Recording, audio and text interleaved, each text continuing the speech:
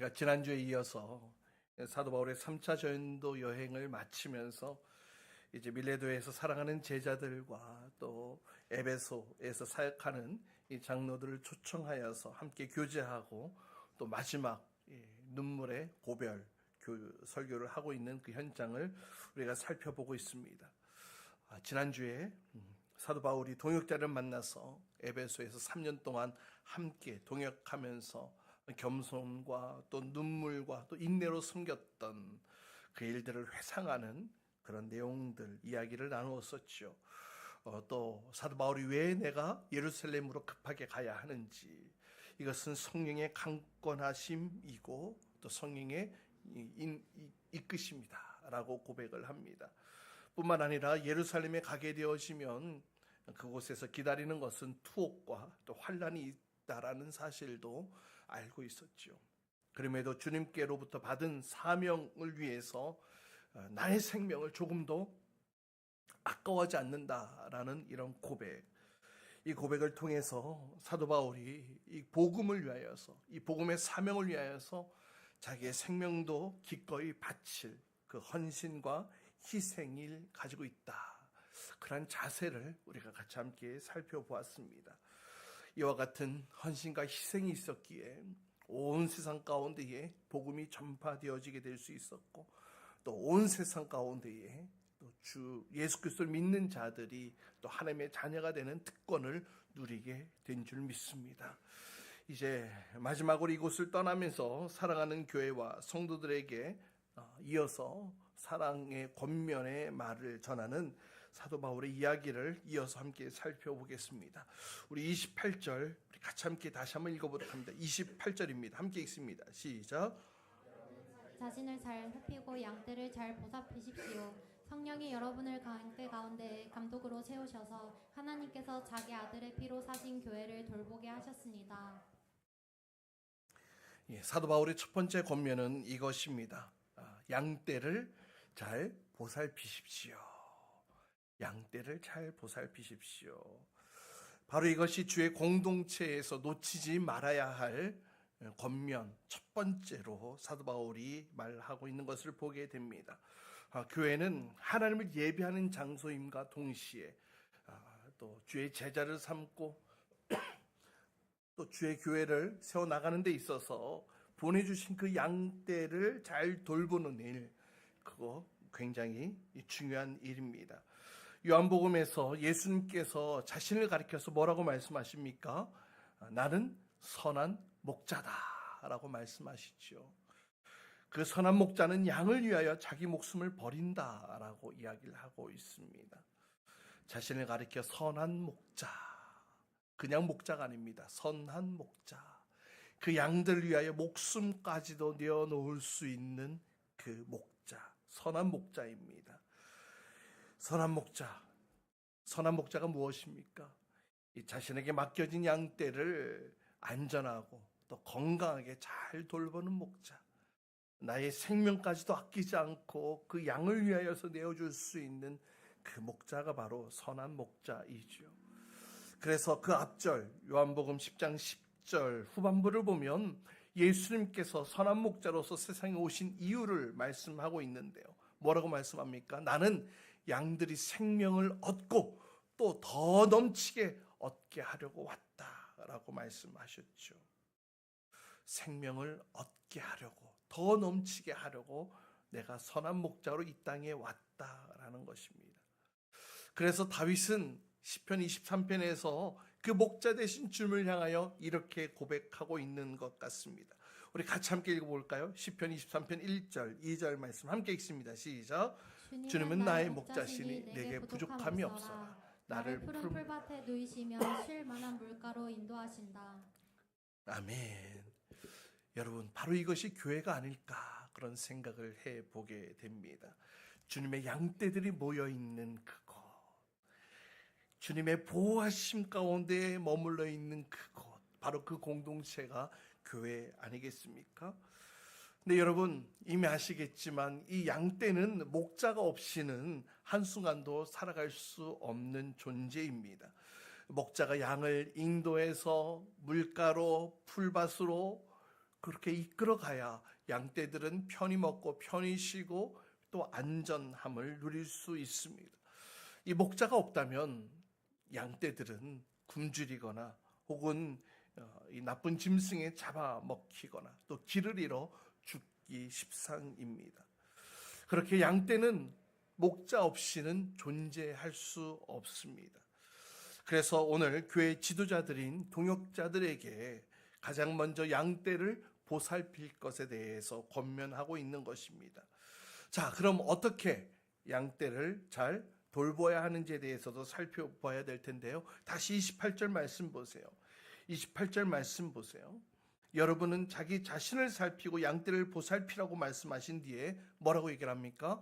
성령이 여러분 가운데서 감독으로 세우셨다.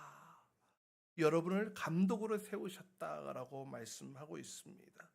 양떼를 잘 돌볼 수 있도록 하나님께서는 이 영적 체계를 세우셨다. 질서를 만드셨다라는 겁니다. 양떼가 제멋대로 살지 않도록 잘 감독할 수 있는 영적 권위를 세워주셨다는 것인데요. 따라서 교회도 마찬가지입니다. 하나님이 세우신 영적 체계를 존중하고 또 그 권위 앞에 순복하며 나아가야 되는 것입니다. 양떼 없는 목자 살아갈 수 없듯이 또 교회도 영적 지도자가 없이는 바르게 세워져 갈 수 없다라는 것입니다. 여러분, 그렇다면 이 목자의 역할이 또 영적 지도자로서의 역할이 얼마나 중요하고 귀한 것인지 다시 한번 우리가 확인케 되어지죠. 이 목자 너무나 중요합니다. 양떼를 살피고 돌보기 위해서 양떼를 사랑하고 또 자기 자신을 절제하고 또 잘 관리하고 이런 모습들이 굉장히 중요하죠. 목자 한 사람이 넘어지면 모든 양떼가 다 무너지고 말아요. 넘어지고 말아요. 마찬가지입니다. 교회에서 영적 지도자가 무너지면 교회가 다 무너지는 것입니다. 그래서 무엇보다도 내가 지도자의 위치에 자리에 있다면 그 영적 지도자로서의 자질과 또 그 영적 위치가 매우 중요한 것인데요. 따라서 목자는 양떼를 잘 돌보기 위해 사단에게 한순간 틈을 주지 말아야 합니다. 자기 자신을 관리하고 절제하고 또 훈련하는 일들 가운데에 끊임없이 하나님 앞에 나가야 될 줄 믿습니다. 그렇게 감독자를 세우신 이유가 무엇입니까? 28절 제일 마지막 절 뭐라고 말씀합니까? 하나님께서 자기 아들의 피로 사신 교회를 돌보게 하기 위해서. 할렐루야. 자기 아들의 피로 사신 교회를 돌보게 하기 위해 이 영적 지도자, 감독자들을 세우셨다라는 겁니다. 지난주에도 말씀드렸다시피 베드로가 부활하신 주님 앞에 사랑의 고백을 할 때에 주님께서 뭐라고 말씀하셨어요? 네가 정말로 나를 사랑해? 네가 정말로 나를 믿고 신뢰해? 그럼 나를 대신해서 내 양떼를 먹여, 내 양떼를 쳐, 내 양떼를 돌봐야 돼. 양떼를 살필 것에 대해서 말씀하셨죠. 여러분, 바로 이것이 우리를 목자로 부르신 이유이며 또 감독자로 세우신 이유고 또 목사와 장로로 또 집사로 세우신 이유인 줄 믿습니다. 이것이 바로 교회 공동체 아니겠습니까? 주님의 핏값으로 살린 양떼 무리. 그러니 선한 목자이신 주님의 시선이 계속 그곳에 머물러 있는 것은 당연한 것인 줄 믿습니다. 그러나 여러분, 이 교회는 세상 모임과는 달라요. 세상에서는 어떤 이익과 목적을 추구하기 위한 모임들이 구성되어져 있죠. 하지만 교회는 그렇지 않습니다. 그러나 세상은 교회를 바라볼 때에 자신들의 모임들이 그렇게 구성을 하고 있기에 교회도 그러한 시선으로 시각으로 바라보며 오해를 하는 것 같습니다. 섬기며 돌보기 위해 세우신 직분입니다. 그런데 그것을 어떻게 이해를 하느냐? 원스타 달고 투스타 달고 쓰리스타 달는 이런 계급으로 보게 되어진다는 겁니다. 또 회사에서 대리, 과장, 부장 이런 어떤 직급, 어떤 이런 직급주부로 생각하게 되어집니다. 그래서 교회를 달면 야, 너 집사 달았냐? 야, 좀 교회 다녔으면 권사 되고 또 안수집사 되고 장로 달아야 되는 거 아니야. 그렇게 세상은 교회를 착각하여 하나님께서 양떼를 돌보라고 맡기신 그 직분을 오해하는 것입니다. 여러분, 교회 공동체는 어떤 공동체입니까? 영적인 공동체입니다. 이 교회 안에 주어진 그 직분을 직급으로 여기고 계급으로 여길 때에는 영적인 능력이 나타나지 않아요. 하나님께서 교회 안에 감독자를 세우신 그 목적이 바로 그것이 아니라는 것입니다. 오늘 성경에서 오늘 사도 바울은 분명하게 에베소 교회 장로들에게 양떼를 잘 돌보기 위해, 양떼를 잘 섬기기 위해 그 직분을 세운 거라고 그렇게 말씀하고 있는 것을 기억하시기 바랍니다. 따라서 내가 직분자가 되었다는 것은, 나에게 직분을 맡기신 것은 이제 나에게 맡겨주신 이 양떼를 잘 섬기고 더욱더 헌신하면서 돌보라고 나에게 맡겨주시는구나, 이렇게 이해해야 되는 것입니다. 사랑하는 여러분, 여러분에게 맡겨주신 예수님의 핏값으로 사신 양떼를 잘 돌보시기 바랍니다. 예수님과 같이 선한 목자로 섬겨 나아갈 수 있기를 주님의 이름으로 축복합니다. 두 번째는 29절로 30절 말씀입니다. 우리 29절로 30절 말씀 함께 읽도록 합니다. 시작.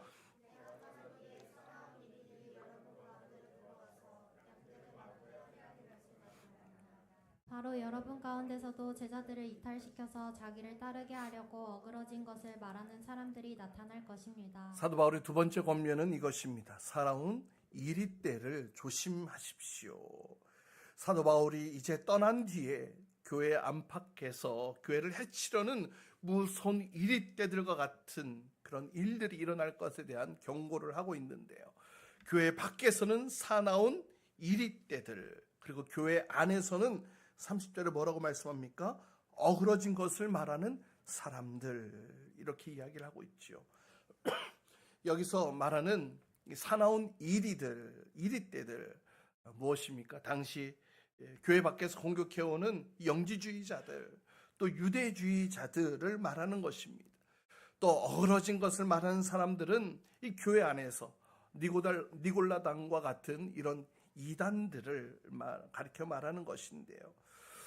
이 교회 안팎에서 살아온 이리들, 또 어그러진 것을 말하는 사람들, 이 두 집단은 교묘한 말로 이 복음을 왜곡시킵니다.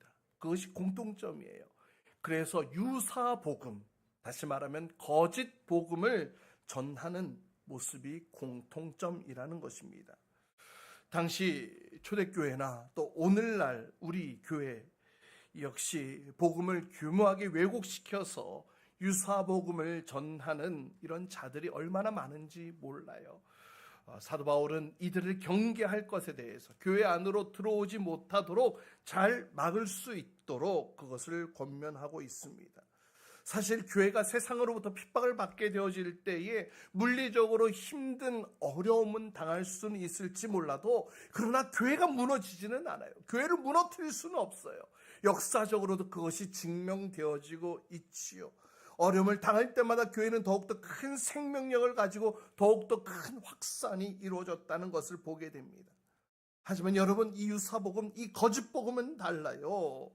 복음과 유사하지만 본질적인 면에서 이 참된 복음을 대적하는 이 유사복음은 교회 전체를 무너뜨리고 무서운 타락의 길로 들어서게 하는, 교회를 무너뜨리게 하는 아주 큰 위험이 그 안에 있다라는 겁니다. 여러분, 이스라엘의 역사 가운데 왕정시대의 마지막 때에 이제 하나님의 선지자들이 이스라엘 백성들이 범죄함으로 멸망당합니다 라고 외쳐댔을 때에 유다의 거짓 선지자들은 뭐라고 얘기를 했습니까? 예레미야 6장에 보면 거짓 평화를 이야기를 합니다. 그래서 이스라엘 백성들로 하여금 더욱더 큰 심판과 또 큰 어려움, 나락으로 떨어뜨리게 만드는 그런 일들을 했죠. 또 초대교회 시대에는 어떤 일들이었습니까? 육체의 부활을 부정하는 이 영지주의자들, 또 율법과 할례를 통해서 구원을 받을 수 있다라고 주장하는 유대주의자들, 이들로 인하여서 수많은 성도들이 망하는 길로 인도되지 않았습니까? 그리고 그렇게 복음을 흉내낸 거짓 복음, 유사 복음을 전함으로 인하여서 교회를 망하게 하려고 하는 그 이단들이 지금도 끊임없이 일어나고 있다라는 겁니다. 여러분 잘 아시잖아요. 신천지가 대표적이지 않습니까? 은근히 교회 안에 슬쩍 들어옵니다.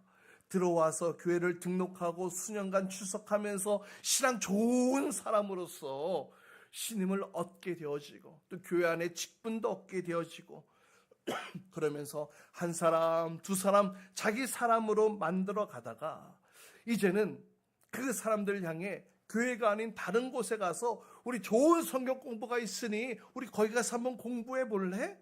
라고 해서 꼬드겨서 그 이단 교리를 배우게 하고 그렇게 이단 교리를 배운 사람들이 그 교회 안에 가득 채워짐으로 인하여 목회자를 몰아내고 교회를 무너뜨리게 하는 이 일들이 그동안 얼마나 많이 일어났는지 몰라요. 정말로 수많은 교회들이 무너지고 쓰러지고 또 상처 입은 영혼들이 얼마나 많이 일어났는지 모릅니다. 그래서 이들의 유사복음을 분별할 수 있게 하기 위해서 분명한 복음을 알아야 된다는 것입니다. 할렐루야. 분명한 것을 내가, 확실한 것을 내가, 진짜인 것을 내가 정확하게 알고 있어야 가짜를 구별할 수 있는 것 아니겠습니까? 그래서 우리 교회 새가족이 오면은 4주간 새가족 양육을 통하여서 신앙을 점검하고 또 예수 영접 모임을 통하여서 바른 구원의 확신을 갖게 하지 않습니까? 그리고 삶 공부를 통하여서 특별히 삶 공부 첫 단계 이 생명의 삶을 통하여서 하나님과의 관계, 이 신앙을 정리하면서 우리 교회 안에서 이 복음, 분명한 복음을 이렇게 가르치고 있는 것입니다. 앞으로 또 이 삶 공부 다음 단계로 또 우리 목자 목녀님들을 중심으로 먼저 이 확신의 삶을 이어서 함께 공부할 계획을 가지고 있는데요. 그러면 먼저 목자 목녀님들과 함께 또 이 확신의 삶을 함께 나누고 그러면 또 우리 목자 목녀님들은 각 목장에서 또 목자의 권위로서 하나님 주신 그 권위로서 또 이 확신의 삶을 또 목원들과 함께 나누고 또 가르치고 또 교제하고 또 나누는 그런 일들이 또 일어나게 될 것입니다. 이렇게 우리는 바른 성경 공부를 통해서 온전한 진리를 알아야 하는 것입니다. 여러분, 기업에서 가장 치명적으로 피해받는 것 중에 하나가 무엇이냐면 바로 유사제품, 유사상표 이런 것들 인하여서 회사가 큰 손해를 보게 된다는 것인데요. 이처럼 우리는 외적으로 다가오는 핍박과 고난 못지않게 변질된 복음, 또 이 사이비 복음이야말로 교회의 가장 무서운 적이라는 사실을 늘 인식하며 깨어 있어야 할 줄 믿습니다. 고린도후서 11장에서는 이러한 자들이 이렇게 표현하고 있습니다. 우리 같이 함께 읽어봅니다. 함께 읽습니다. 시작. 이런 자들은 거짓 사도요 속이는 일꾼이요 그리스도를 사도로 가정하는 자들입니다. 그러나 놀랄 것은 없습니다. 사단도 빛의 천사로 가장합니다. 그렇다면 사단의 일꾼들도 의의 일꾼으로 가정한다고 해서 조금도 놀랄 것이 없습니다. 그들의 마지막은 그들이 행한 대로 될 것입니다. 거짓 사도, 속이는 일꾼, 사도로 가장하고 빛의 천사로 가장하고 의의 일꾼으로 가장하는 모습들로 성경은 표현하고 있습니다. 따라서 이러한 공격들이 끊임없이 우리 가운데 도전해 올 때 우리는 정확한 말씀을 정확하게 알고 지키고 올바른 믿음을 세워나감으로 인하여서 이런 모든 사단의 공격을 물리칠 수 있어야 할 줄 믿습니다. 끝까지 온전한 복음, 온전한 진리 가운데 우리의 신앙을 지켜나가야 할 줄 믿습니다. 미혹되어지는 일이 없어야 할 줄 믿습니다. 온전한 복음 안에 서야 되는 거예요. 그럼 이런 사나운 이리때를 어떻게 막아낼 수 있느냐? 31절에 이렇게 권면하고 있어요. 31절 말씀 보세요. 그러므로 여러분은 깨어 있어서 내가 3년 동안 밤낮 쉬지 않고 각 사람을 눈물로 훈계하던 것을 기억하십시오. 살아온 이리 때와 같은 이러한 자들을 어떻게 막을 수 있느냐? 첫 번째, 깨어서 눈물의 훈계를 기억하라. 사도 바울은 양떼를 가르쳤습니다. 온전한 진리를 가르쳤던 것입니다. 이것이 매우 중요합니다. 그냥 단순히 지식의 전달이 아니었다는 거예요. 단순히 지식 전달이 아니라 삶으로 가르쳤다는 것입니다. 눈물의 훈계라고 말하고 있어요. 이것은 예수님이 제자들을 가르치셨던 방식과 동일합니다. 그렇게 사도 바울은 삶으로 진리가 무엇인지를 가르쳤고, 삶으로 하나님의 온전한 복음을 가르쳤던 것입니다. 그래서 그것을 기억함으로 무엇이 옳고 무엇이 잘못된 것인지를 정확하게 분별할 것을 권면하지요. 또 두 번째, 뭐라고 얘기하냐면 32절입니다.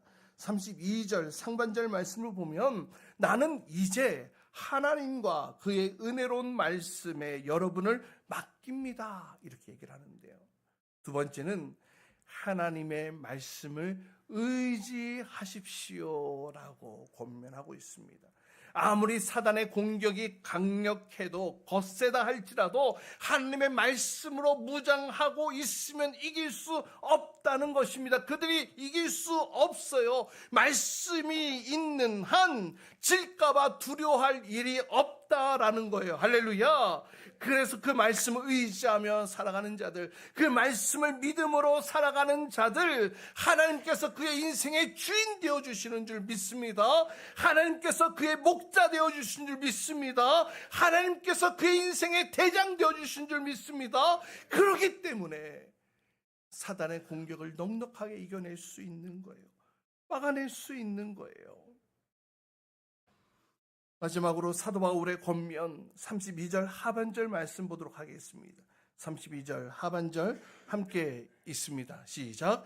하나님의 말씀은 여러분을 튼튼히 세울 수 있고 거룩하게 된 모든 사람들 가운데서 여러분으로 하여금 유업을 차지하게 할 수 있습니다. 세 번째 권면이 이것입니다. 하나님의 말씀 앞에 서십시오. 하나님의 말씀 앞에 서십시오. 그 말씀이 우리를 어떻게 한다고요? 튼튼하게 한다고요. 튼튼하게 세운다고 말씀하고 있습니다. 말씀에 기초한 믿음의 뿌리는 튼튼하게 되어져서 어떤 폭풍이 거세게 몰아쳐온다 할지라도 쓰러지지 않는다는 거예요. 넘어지지 않는다는 거예요. 여러분, 믿음은 주님과 그 은혜의 말씀 앞에 있을 때에 든든하게 세워지는 것입니다.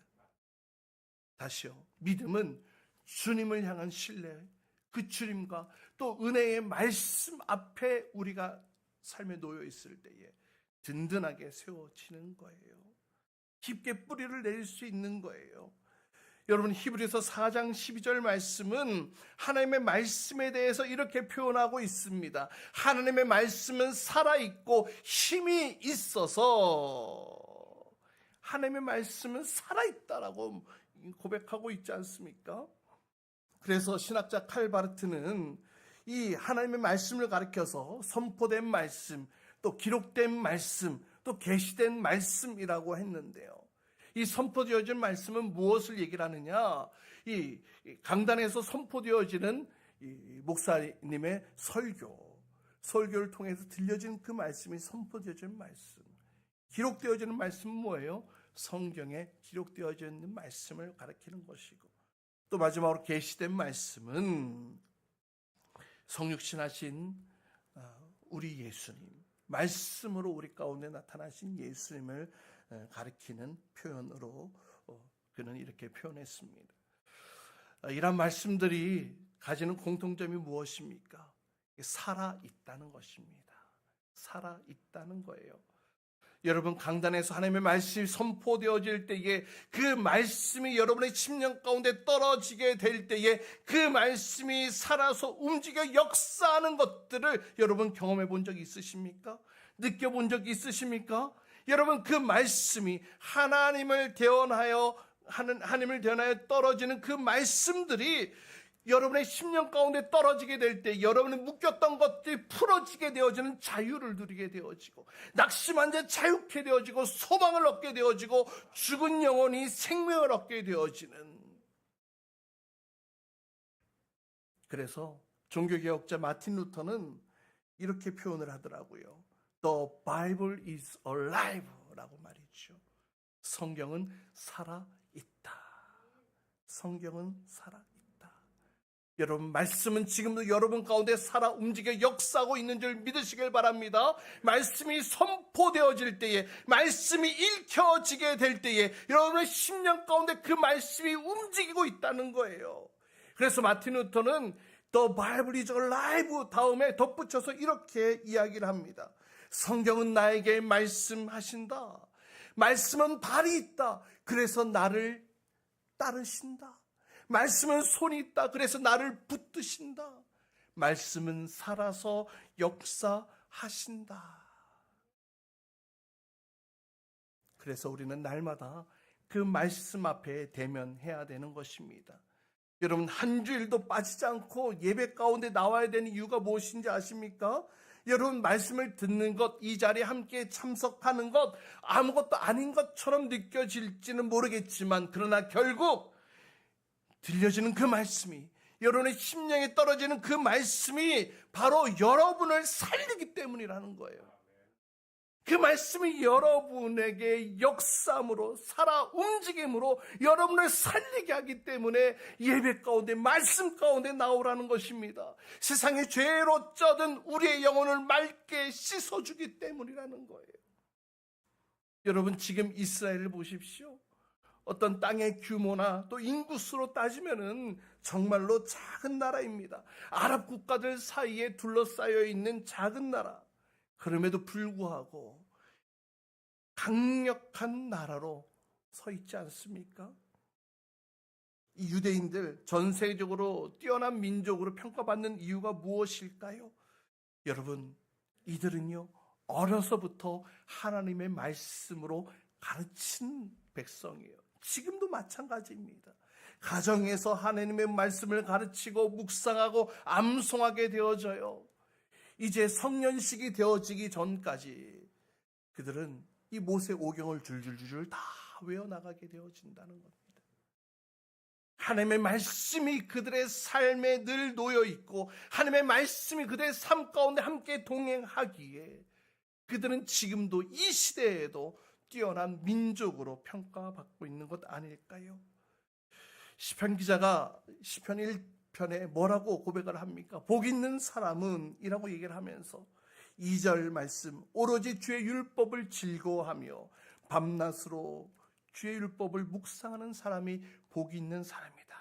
이렇게 얘기하고 있는 것과 같이, 사랑하는 여러분, 여러분의 영혼이 살아나기를 원하십니까?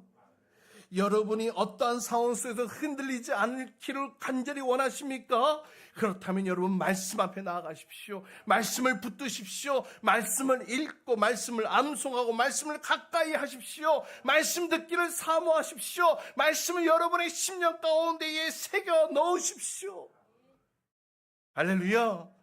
그때 우리는 흔들리지 않을 수 있는 거예요. 그때 우리는 복 있는 사람이 되어지는 것입니다. 사도 바울이 이것을 권면했고, 마지막으로 35절입니다. 35절 말씀 또 함께 읽도록 합니다. 시작. 내게 본을 보였습니다. 이렇게 힘써 일해서 약한 사람을 도와주는 것이 마땅합니다. 그리고 주 예수께서 친히 주는 것이 받는 것보다 더 복이 있다 하신 말씀을 반드시 명심해야 합니다. 예, 그리고 마지막으로 뭐라고 권면하느냐? 최고의 축복은 베푸는 자의 것이다 라고 권면합니다.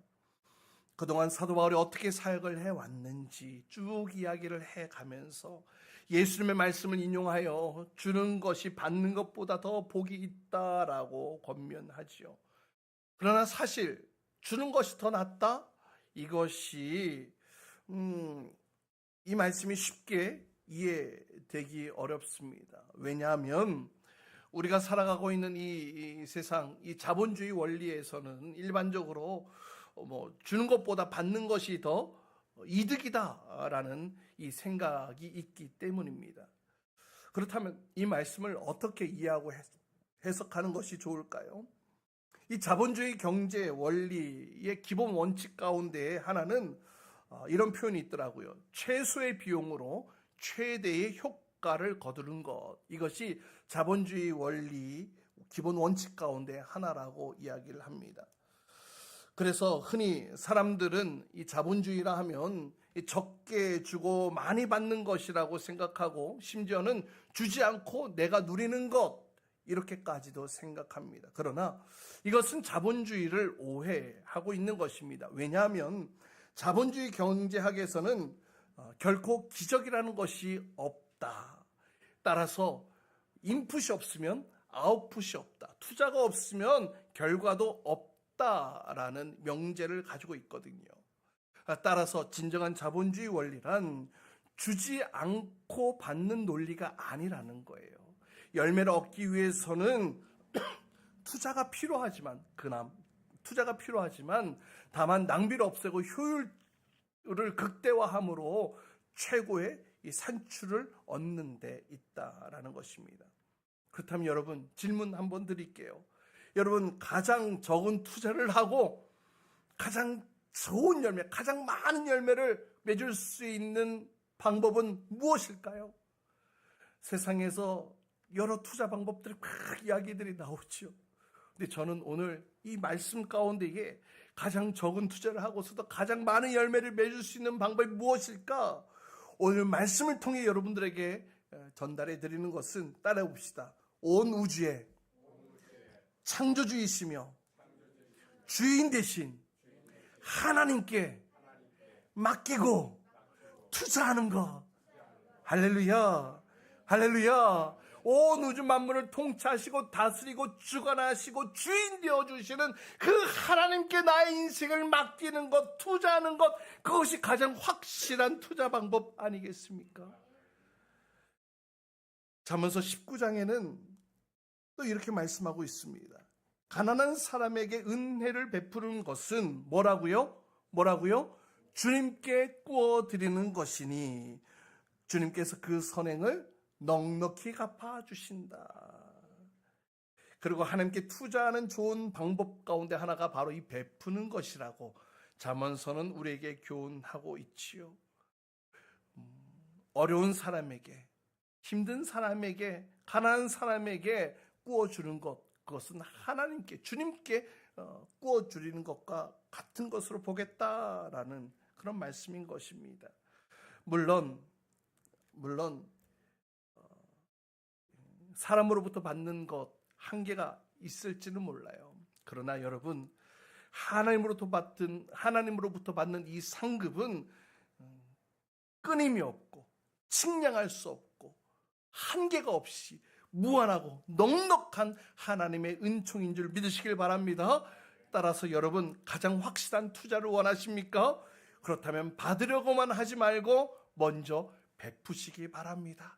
하나님께서 부어주실 것입니다. 하나님께서 채워주실 것입니다. 하나님께서 풍성하게 하실 것입니다. 먼저 나누고 베풀 때에 하나님부터 공급되어지는 놀라운 풍성함을 누리는 저와 여러분 될 수 있기를 주님의 이름으로 축복합니다. 이제 38절을 보면 이제 사도 바울은 다시는 아시아로 돌아오지 않을 것을 또 내포하며 인사를 하게 되어집니다. 마지막 이별이지요. 그래서 더욱 슬퍼합니다. 그래서 그들은 석정의 이별을 나누고 이제 사도 바울은 예루살렘을 향해 배에 오르게 되어집니다. 사랑하는 여러분, 오늘 사랑하는 동역자요, 또 에베소 교회의 양떼를 맡고 있는 그 장로들에게 오늘 사도 바울은 눈물로 사랑의 권면을 하고 있는 것을 보았습니다. 말씀은 힘든 세상 가운데에 주님의 피값으로 사신 주의 백성들을 살리는 능력이 있는 줄 믿으시길 바랍니다. 그 말씀을 의지하며 또 동일하게 이 말씀은 오늘날 우리 교회와 또 우리 성도들에게도 동일하게 주시는 말씀으로 우리가 받아야 할 줄 믿습니다. 우리에게 허락하신 주의 공동체를 복음의 열정으로 굳건하게 세워나가며 또 주님이 오시는 그날까지 우리는 기쁨으로 살아가야 할 줄 믿습니다.